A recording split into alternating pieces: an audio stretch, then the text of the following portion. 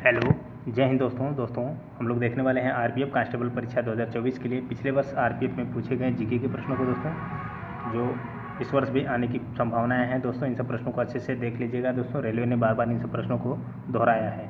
आइए देखते हैं। पहला प्रश्न है, भारतीय क्रिकेट के जनक निम्नलिखित में से कौन है? विजय हजारे, निजामुल मुल्क, रंजीत सिंह जी, देवधर। तो इसका आंसर होगा option number C, Ranjit Singh. अगला प्रश्न है, निम्न में से कौन सी ग्रंथि इंसुलिन पैदा करती है? यकृत, अधिवृक्क, अग्नाशय, थायराइड। तो इसका आंसर होगा ऑप्शन नंबर सी, अग्नाशय, जिसे हम लोग इंग्लिश में पैंक्रियाज भी कहते हैं। अगला है, सांप्रदायिक निर्वाचन का जनक किसे कहा जाता है? सांप्रदायिक निर्वाचन का जनक किसे कहा जाता है? Wellesley, Ripon, Minto, Dalhousie. तो इसका आंसर होगा option number C, Lord Minto को। अगला प्रश्न है, भारत का राष्ट्रगान कब अपनाया गया था? भारत का राष्ट्रगान कब अपनाया गया था? इसका आंसर क्या होगा दोस्तों? तो इसका आंसर होगा ऑप्शन नंबर डी, 24 जनवरी 1950 को। अगला प्रश्न है, निम्न में से किस हड़प्पा स्थल में गोदीवाड़ा स्थित था? गोदीवाड़ा, जिसे इंग्लिश में डाकयार्ड भी कहते हैं। धौलावीरा, लोथल, कालीबंगा, बनवाली। तो इसका आंसर क्या होगा? तो इसका आंसर होगा ऑप्शन नंबर बी, लोथल में। लोथल किस राज्य में स्थित है? गुजरात में। अगला प्रश्न क्या होगा? अगला प्रश्न है, निम्न में से मसौदा समिति के अध्यक्ष कौन थे?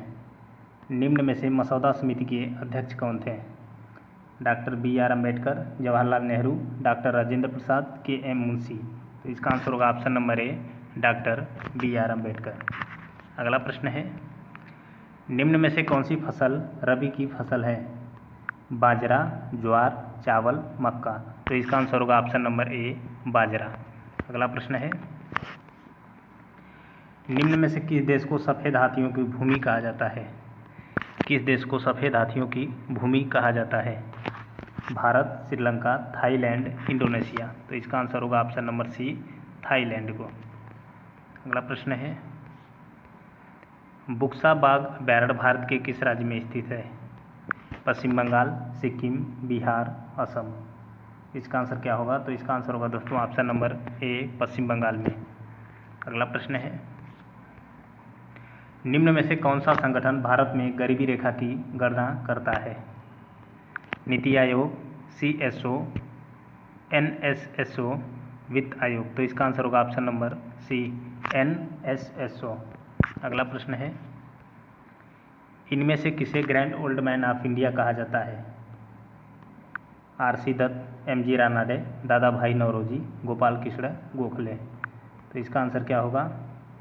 इसका आंसर होगा दोस्तों ऑप्शन नंबर सी, दादा भाई नौरोजी को। अगला प्रश्न है, करारा स्टेडियम कहाँ स्थित है? करारा स्टेडियम कहाँ स्थित है? USA, ऑस्ट्रेलिया, चीन, कनाडा। इसका आंसर क्या होगा? तो इसका आंसर होगा दोस्तों ऑप्शन नंबर बी, ऑस्ट्रेलिया में। अगला प्रश्न है, हीराकुंड बांध किस नदी पर बनाया गया है? किस नदी पर हीराकुंड बांध बनाया गया है? महानदी, गोदावरी, कृष्णा, कावेरी। तो इसका आंसर होगा ऑप्शन नंबर ए, महानदी पर। और किस राज्य में हीराकुंड बांध है? तो उड़ीसा में। और दोस्तों, भारत का सबसे लंबा बांध कौन सा बांध है? तो हीराकुंड बांध। भारत का सबसे ऊंचा बांध कौन सा है? टिहरी बांध, जो भागीरथी नदी पर उत्तराखंड राज्य में स्थित है। अगला प्रश्न है, निम्न में से किसने प्रसिद्ध खेल सांप सीढ़ी का सृजन किया था? सांप सीढ़ी वाला जो खेल होता है दोस्तों, उसका सृजन किसने किया था? आर्यभट्ट, ज्ञानदेव, वराहमिहिर, ब्रह्मगुप्त। तो इसका आंसर होगा ऑप्शन नंबर बी, ज्ञानदेव। अगला प्रश्न है, निम्न में से किस अधिवेशन में गांधी जी भारतीय राष्ट्रीय कांग्रेस के अध्यक्ष चुने गए थे? गया, काकीनाडा, मदुरै, बेलगांव। तो इसका आंसर क्या होगा? तो इसका आंसर होगा दोस्तों ऑप्शन नंबर डी, बेलगांव अधिवेशन में। किस वर्ष? 1924 में। और गांधी जी सिर्फ एक ही अधिवेशन के अध्यक्ष बने थे, बेलगांव अधिवेशन 1924 में। और बेलगांव कहाँ स्थित है? कर्नाटक में। ओके दोस्तों, तो दोस्तों इसी प्रकार की वीडियो पाने के लिए चैनल को सब्सक्राइब कर लें दोस्तों। जय हिंद।